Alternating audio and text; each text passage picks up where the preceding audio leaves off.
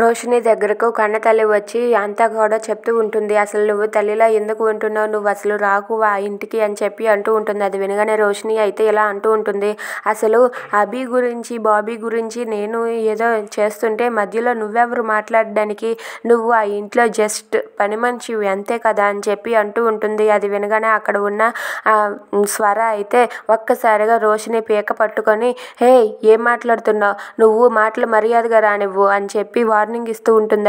అది విని రోషిని అయితే ఒక్కసారిగా షాక్ అయిపోతుంది.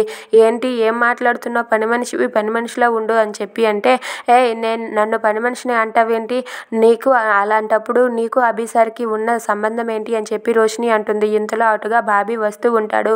ఇక బాబీ వస్తూ వస్తూ రోషిని అమ్మ రూమ్ దగ్గరికి అయితే వస్తాడు. ఇక రోషిని అన్న మాటలకు అక్కడ ఉన్న కన్న తల్లికి పౌరుషం వచ్చి ఇలా అంటూ ఉంటుంది, అభిసార్కి నాకు ఉన్న బంధం గురించి నువ్వు తప్పుగా అనుకోకు. అభిసార్కి నాకు ఉన్న బంధం ఏం బంధమో తెలుసా, తాలి బంధం. బాబీకి నాకు ఉన్న బంధం పేగు బంధం. వాళ్ళిద్దరూ నా భర్త అలాగే నా కొడుకు. అలాంటిది నువ్వు ఇలా తప్పుగా అంటుంటే నేను చూస్తూ ఎలా ఊరుకుంటానని చెప్పి రోషినికి వార్నింగ్ ఇస్తుంది. Please subscribe.